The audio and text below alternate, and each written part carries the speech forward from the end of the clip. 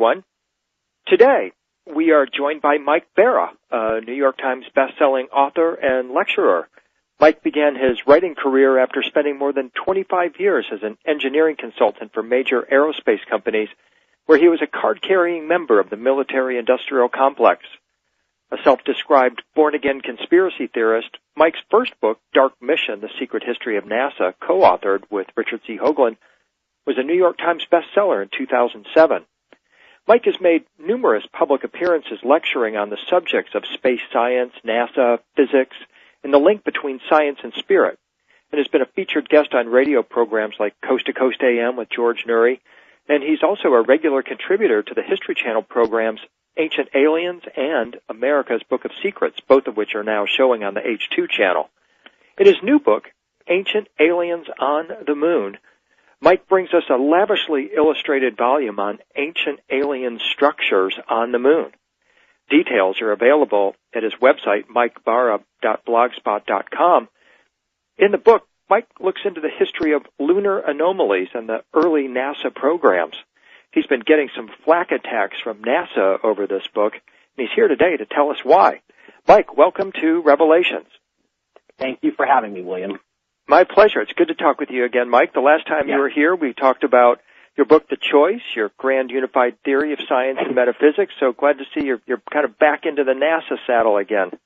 Well, yeah, kind of going back to my roots a little bit. And, this is really hot right now. Everybody wants to talk about ancient aliens on Earth. And what I noticed was nobody was really talking about the evidence for artifacts out there in the solar system. And, of course, Richard Hoagland and myself and other people have been pointing these things out for years, and I thought, well, it's probably time to get this younger audience. And I think Ancient Aliens, as you probably know too from your appearances, has a much younger audience than most of these other venerable radio programs. And I just thought, there's a lot of people out there that have not heard of this stuff, and they really need to, or they should have the opportunity to be brought up to speed on what's been going on and what's been found in the solar system over the last 40, 50, 60 years. Yeah, and Mike, there's nothing more kind of revolutionary in your consciousness than that day you look up at the moon and say, wait a minute, that thing's a spaceship. Wait a minute, that thing's inhabited. Who put that there, and what's its purpose? Yeah, and the thing is too is that there's so many numeric coincidences about the moon that it just really becomes obvious to anybody who's a symbolist like you are. It becomes very clear very quickly that it can't be there by accident. We depend on it for so many aspects of our existence here on the Earth, and without it, I don't think life would even be possible here. And there's really interesting stuff all over the place there. If you look, it is not just craters and Maria and very soft, smooth, rolling hills. It is really a fascinating place. And, unfortunately, I don't think we have the answers to those questions, but we do know that it's definitely a unique and critical part of our existence here on Earth. Well, let's go back and let's talk about some of these anomalies or mysterious ruins on the moon. Set the stage for us, Mike. We send the Apollo lunar lander, the lunar orbiter to the moon, and all of a sudden we start getting images back. What did you see in these images that NASA didn't? Well, I don't think that NASA. Or let me ask it this way, Mike. What did you see that NASA saw but didn't tell us about? Yeah, there's a lot of artificial stuff all over the moon, and it's really interesting because the history of lunar anomalies goes way back into the early parts of parts of human civilization, very early times of human civilization. People have been seeing what are called transient lunar phenomena, which are these bright flashes and coloration changes, apparently on the lunar surface since ancient times. And as we moved up towards the 60s and the exploration era of the moon, there were more and more of these reports. They seem to be consistently in certain places. And one of the things that really struck me when I initially saw some of the images that came out back in the 70s was that there was stuff on there that looked, in a bizarre way, it looked like human architecture. and as I became a professional and I started working in aerospace structural engineering, it doesn't make me an architect, but I certainly know structure when I see it. And I could see that there were things on the lunar surface that clearly had structure and clearly were not, part of a geologic process. And so then that got me very curious. And then, a completely new theory came along in the mid-90s when Richard Hoagland made his first presentation at Ohio State University back in '94 and started talking about these towering glass ruins that he believed were basically, stretching for miles above the lunar surface. And the more I started looking at those images, dug into that stuff, I began to realize that I think this guy is right. And this was before we'd even ever met. And it pretty much had my mind blown. And you begin to realize that there's just stuff everywhere if you just open your eyes. And you can see it up above the surface of the moon. You can see it over craters that appear to be actually covered by domes. And you can see it, when you actually look at the ground truth. There's buildings and pyramids and all kinds of roads and bridges and things in a lot of different places. And so, what happened? I mean, are these ruins, Mike, or do you believe that these locations, these architectural features, are actual working locations today? Well, a lot of them appear to be ruins, and I would have to say that the vast majority of it is ancient, very ancient stuff. It's hard to tell from a still photograph if the site is still active. There's a lot of areas that are in where there's obviously stuff that appears to be in a state of fairly dramatic disrepair. There are gaping holes in the lunar surface, and underneath that you can see webbing, and you can see these crisscross girders and things where they actually appear to have built bases up, on the rims of craters. For instance, if you go look at pictures of the rim of Copernicus, there are lots of places there where you can not only see what are clearly artificial structures and tubes and these long things that look like some sort of drill, but you can also see gaps and holes in the lunar surface, and you can actually see into these holes and see where there is structure there. Another example would be the recent mission where they launched the probe into the crater at the south pole of the moon, and when they enhanced, they were looking for this plume. They expected this big plume of debris to come up, and nothing happened. It was like basically, throwing a rock into a tar pit. It just disappeared. And when they enhanced the area where they thought they should see a plume, what they in fact saw again was these gaping holes in the lunar surface, and underneath that you can see geometric crisscross, obviously artificial structure. NASA even released this and just kind of didn't mention that stuff. So it's really just that there's stuff almost anywhere you look, and it does appear most of it to be in ruins. The issues of whether there's a secret space program and we have secret bases, or the aliens, such as they are, have secret bases, who knows about the reality of that? I don't have any personal experience with that. Mike, you're involved in a controversy about a mile-wide ziggurat on the moon. I want to talk with you about that in the second half of the program. Mm-hmm. But because it's a very important story and extraordinary what you're having to put up with some of these so-called expert skeptics or whoever they are. Mm-hmm. Let's go back and just talk about something that's always fascinated me. I've interviewed Jay Weidner about this as well, about Stanley Kubrick being used as to fake not rather fake the moon landing, but rather to provide a Hollywood version of the moon landing just in case something went wrong with the actual landing, or to persuade the Soviets that we had actually successfully landed on the moon. Talk with us about Kubrick and his involvement in this story. Well, it's a reasonably plausible theory, but I don't think Jay has any evidence for it, to be quite honest with you. Kubrick was certainly a master filmmaker. The entire film 2001: A Space Odyssey was based on this report called the Brookings Report, which was a big part of Dark Mission, the first book I wrote with Richard Hoagland, which was more about, politics and things going on with science and with NASA. And in that report, which NASA commissioned at the very dawn of the space age, it basically said, look, if you go to the moon, you go to Mars, you go to Venus, the chances are you're not going to meet aliens face to face, but you might find artifacts, you might find ruins, you might find evidence that they've been here before.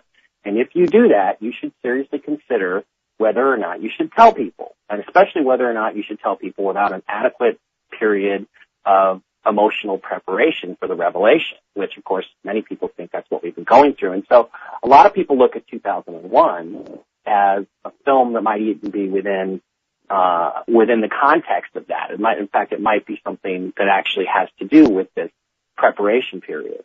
Kubrick said he overtly stated that 2001 was about the Brookings Report, that it basically took all of the conclusions and recommendations of the report and turned it into a fictionalized story, which is the story that he wanted to tell. So he clearly felt, I think, that something was up with the space program, that we weren't being shown or told everything that NASA might be finding. He was clearly suspicious, but whether he was part of that cover-up, to me, it's a leap that I am not able to make at this point. I mean, I've looked at literally thousands and thousands of pictures of the moon, of the lunar surface, taken by the astronauts with the handheld Hasselblad cameras.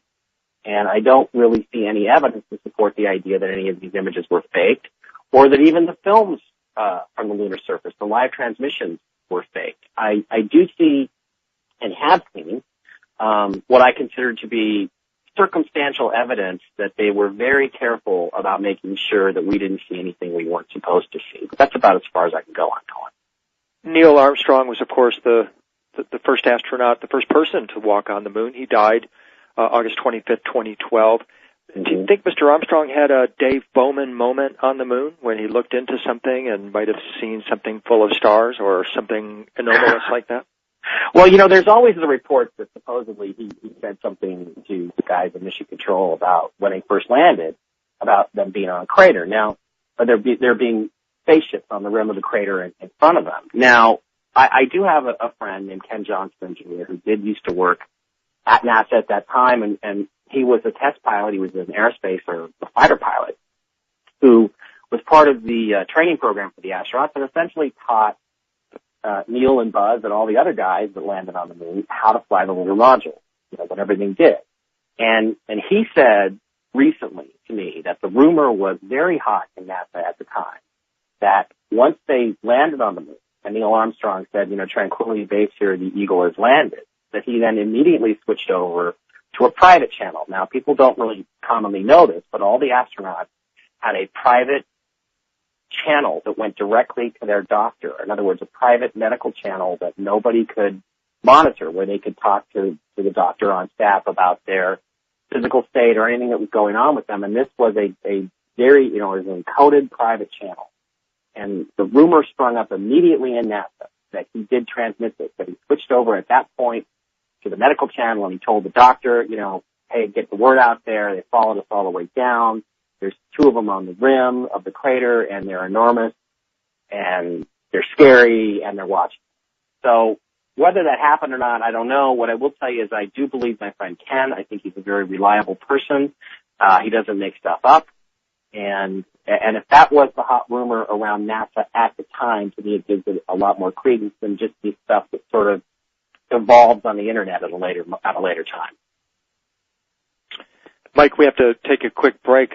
When we come back, I want to talk with you about the theory that the moon would have been an ideal place for an alien species involved in genetic experimentation on Earth to have set up a base. I want to get into that Daedalus ziggurat controversy that you're involved in as well. This is Revelations. We'll be right back. Here's a great chance to learn something really incredible and meet some other seekers like yourself. Go to Nashville in September and spend the weekend with William Henry learning about the kit. In this superbly illustrated presentation, I reveal the sacred mysteries and the ultimate secret of the Ascension kit, as found in all the world's traditions in sacred art. As the pieces of the kit are discovered and assembled, this presentation will take you to an exciting and completely new understanding of our potential. You'll see precisely why the existence and evidence of the kit has been kept secret. This is verifiable and authentic mystery school teaching that will put the ultimate power within your reach, if not in your hands. He's done something amazing here. This is not to be missed. Find out more on williamhenry.net or click through from the ad for the kit on unknowncountry.com. An Unknown Country subscription opens a door into a world of mystery and information. Over 200 special interviews where our guests open the doors of their minds to our subscribers. A Dreamland archive going back to 2004. Plus Whitley's Room, where you will find his talks on The Key and The Path, his original communion hypnosis sessions, audio versions of many of his books, the inspiring talks on the Bible as you have never heard it discussed before, and above all, his beautiful, inspiring meditations. More special material for subscribers every week. $12.95 gets you 3 months of wonder, plus you can subscribe online or by mail. Get your mail-in form on our subscriber sign-up page. This is Revelations. We're continuing with Mike Barra.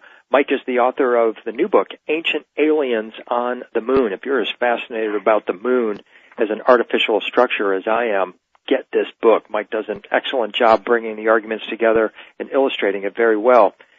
Mike, is, in your view, the moon, or was it some sort of a base for a species to experiment genetically with the human race? Yeah, I think so. The truth is, that what we have is we have evidence for bases on the moon. We have evidence for very ancient structures all over the lunar surface, on the front side, on the back side, on the terminators. There's a lot of really interesting new images. People are now able to use like 16-inch telescopes from their backyards and are now taking amazing videos, which they're putting on YouTube, of stuff that clearly looks to be artificial on the lunar surface. And so we have this evidence that there was and is something there. And then you have the very curious, development of the human species. I mean, there's the fact that our mitochondrial DNA only goes back about 200,000 years. That fits really right in with Zecharia Sitchin's time frame for when he says that the gods from space, the Anunnaki, cobbled Cro-Magnon man, cobbled modern man together from the DNA of themselves and probably Neanderthals. So you have all these coincidences, and then you have the fact that, human evolution on Earth seems to be really in complete contradiction with the theory of evolution. And I think one of the best guys that talks about this is Lloyd Pye, who advocates the intervention theory, which is that somewhere along the line, somebody from somewhere else consistently has intervened in the development of life on Earth. And the fossil record seems to really support that. I mean, it seems as though species just spring into existence, fully formed, with no transitions from any other species, and then they just last for about 1 million years, pretty much in stasis, and then they're wiped out in some sort of cataclysm or catastrophe.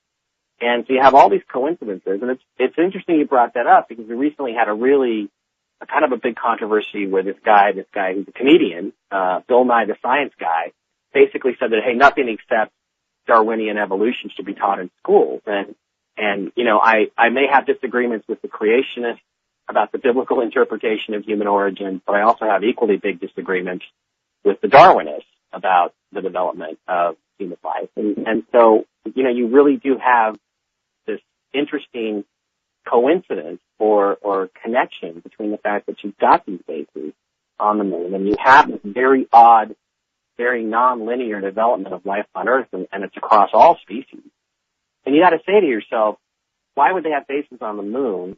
But if they were there, what were they doing there? And whatever they were doing there must have had something to do with what was going on the Earth, because the moon is not a particularly exceptional satellite beyond the fact that it is, unique in our solar system in terms of its size, position, and proximity to the only planet that we can say for sure has higher forms of life, which is the Earth. In ancient Egypt, Mike, you learn of the god Ptah. He was the creator god. He was a geneticist. In fact, the double helix is in his DNA. He's the master of technology, and he had a famous son whose name was Imhotep.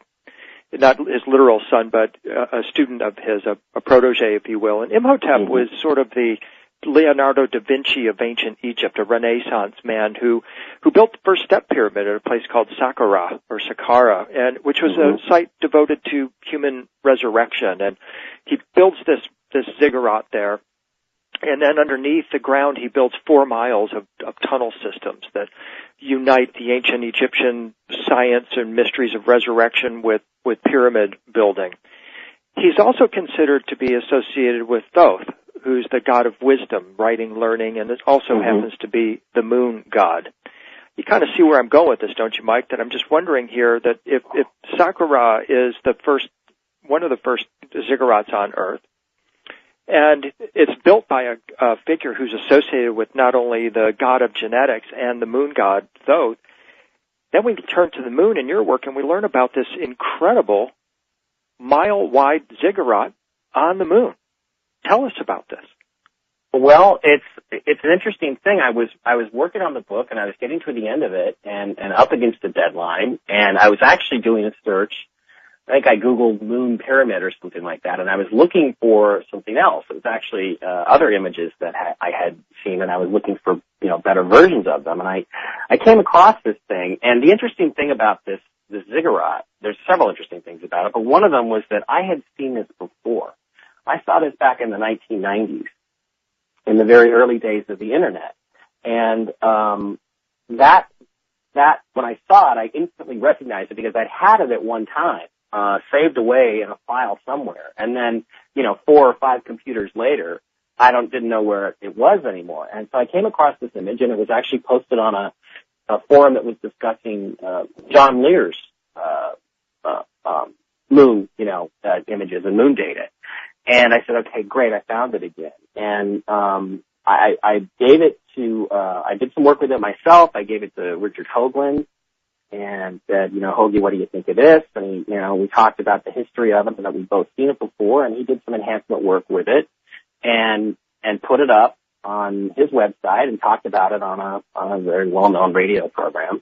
And immediately there was this firestorm. I mean, immediately there were these bad astronomer, NASA blogger types just attacking us and accusing us.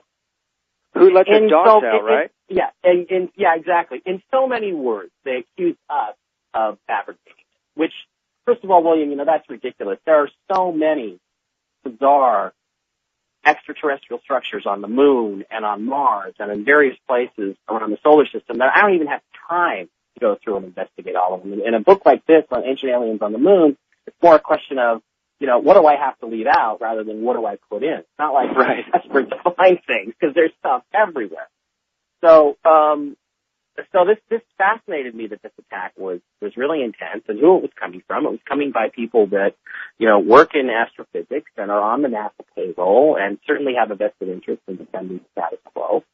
And I started to have a little bit of a back and forth with a few of these guys, and they continued to make, charges that I just felt were baseless. And they basically said that this ziggurat image was fake, and we went to the NASA version, the currently uploaded version of this image. And here's the really interesting thing about it was that this picture of the ziggurat that I found actually came with a frame number. That is pretty rare. Usually when you find something on the web, it doesn't have the frame number. But of course we went to the frame number and I looked, and it wasn't the same.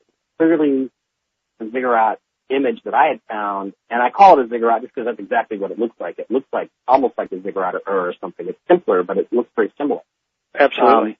And the interesting thing too is, as a symbolist, you'll really appreciate this. It's actually on the backside of the moon, pretty much at the antipode from a triangular crater on the front called Eucurt, and both of those locations are kind of at the 0 point. If you were to stand pretty much dead on the middle of the Earth and look straight up at the lunar disk, and just imagine a line going from your eyes straight through the front of the moon to the back, that is the location.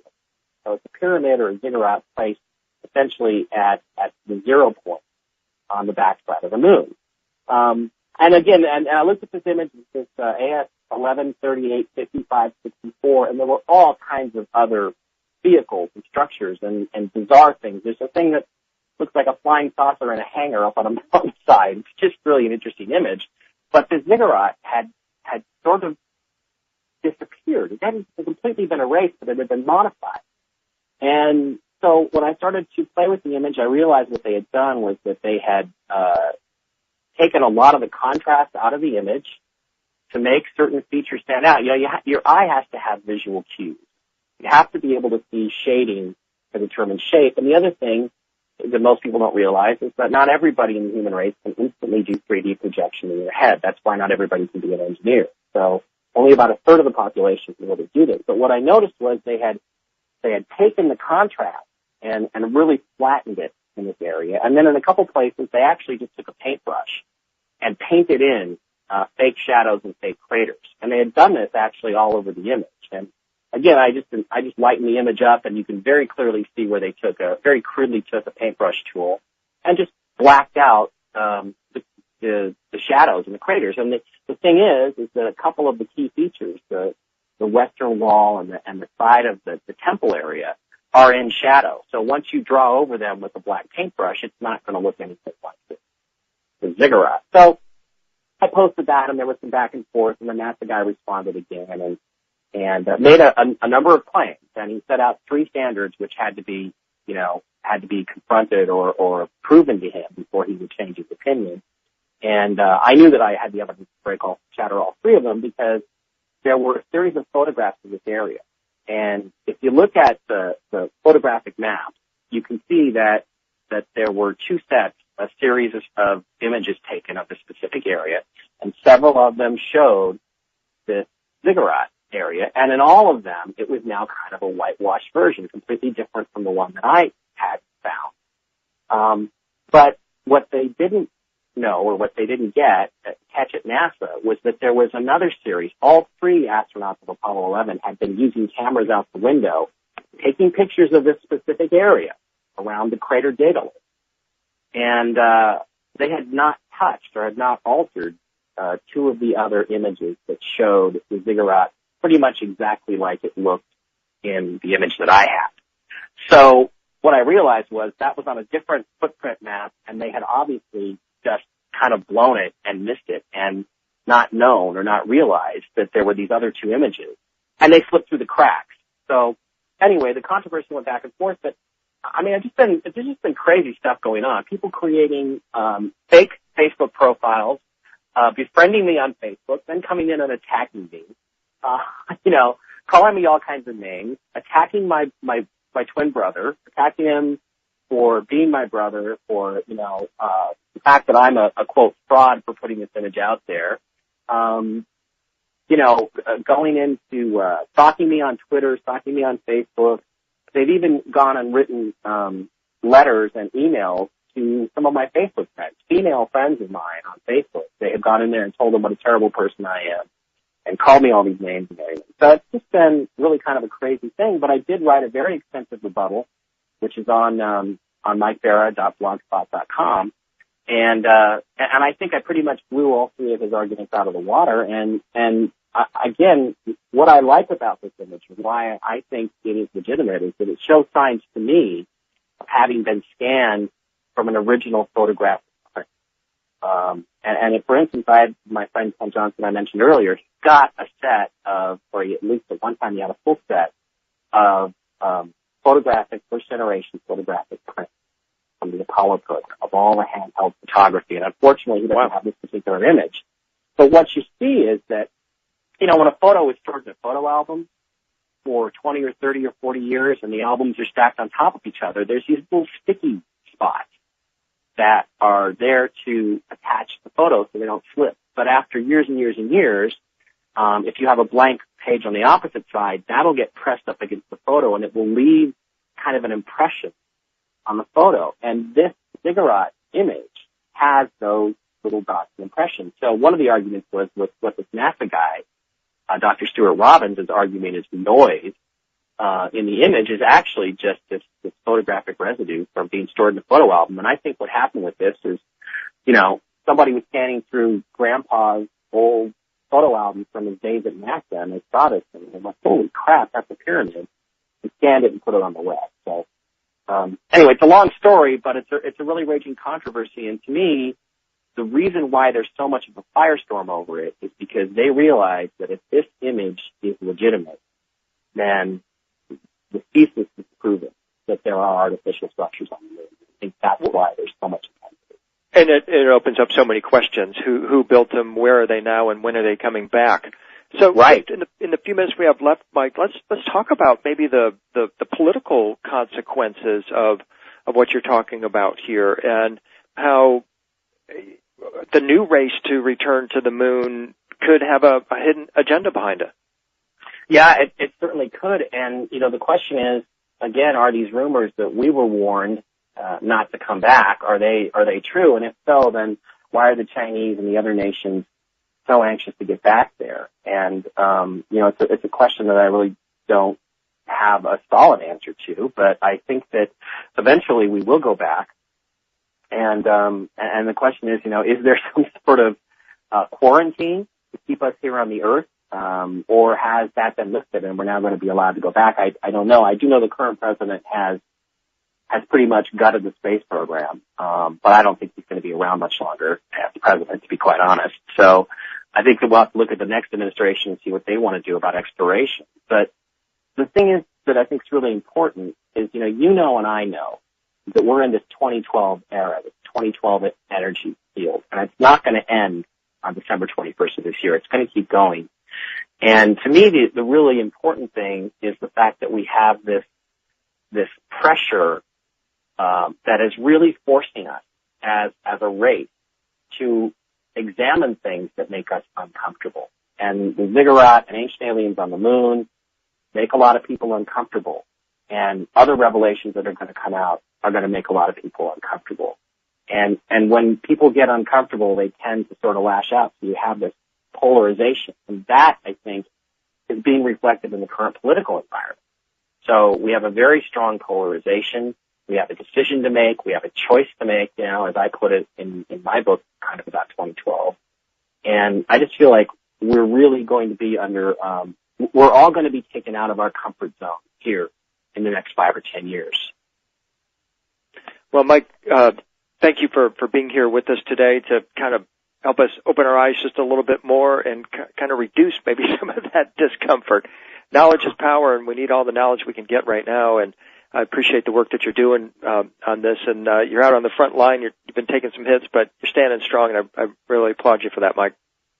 Thanks. I appreciate that, and I need all the support I can get. And, it really does take a lot to light my fuse, but once it gets lit, I hit back pretty hard. And but again, as you know, and as other people that are in this business know, the guys that want to suppress truth and suppress knowledge and suppress advancement, they just will keep coming at you with one thing after another, and they want to try to keep you from moving forward by doing nothing but responding to them. So you got to pick and choose your fights, I think, in the situation. I appreciate the support a lot. The book is Ancient Aliens on the Moon. You can get it now on Kindle. Please visit Mike's website, mikebarra.blogspot.com. Mike, we'll look forward to talking with you soon. Thanks very much, William. Thanks for being here, Mike. This has been Revelations. Part of our existence here on Earth. Well, let's go back and let's talk about some of these anomalies or mysterious ruins on the moon. Set the stage for us, Mike. We send the Apollo lunar lander, the lunar orbiter to the moon, and all of a sudden we start getting images back. What did you see in these images that NASA didn't? Well, I don't think that NASA. Or let me ask you it this way, Mike: what did you see that NASA saw but didn't tell us about? Yeah, there's a lot of artificial stuff all over the moon, and it's really interesting because the history of lunar anomalies goes way back into the early parts of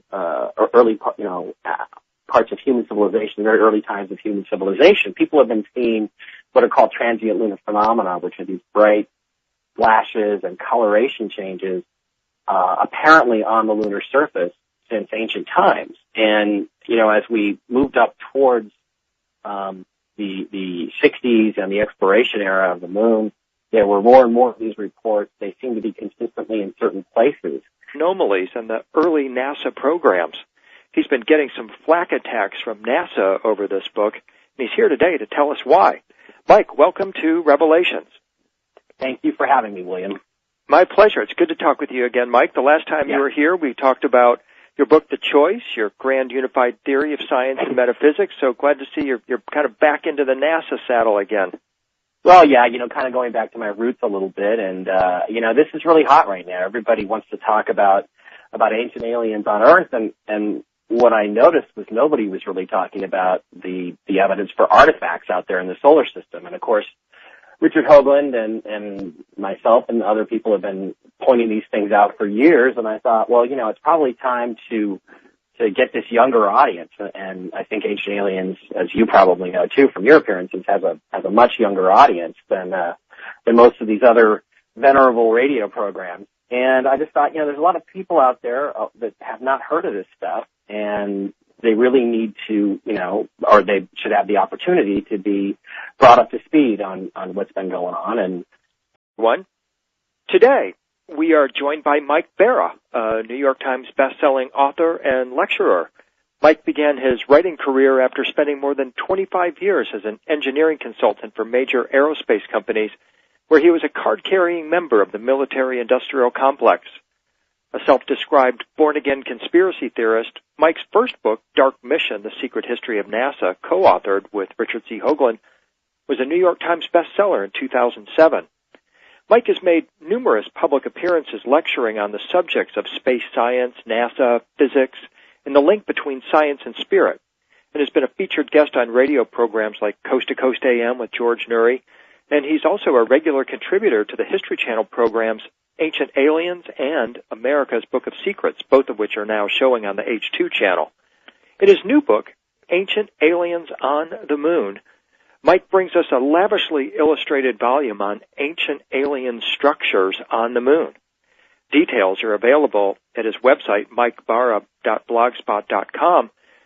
In the book, Mike looks into the history of lunar... And one of the things that really struck me when I initially saw some of the images that came out back in the 70s was that there was stuff on there that looked, in a bizarre way, it looked like human architecture. And as I became a professional and I started working in aerospace structural engineering, it doesn't make me an architect, but I certainly know structure when I see it. And I could see that there were things on the lunar surface that clearly had structure, that clearly were not, part of a geologic process. And so then that got me very curious. And then, a completely new theory came along in the mid-90s when Richard Hoagland made his first presentation at Ohio State University back in '94, and started talking about these towering glass ruins that he believed were basically, stretching for miles above the lunar surface. And the more I started looking at those images,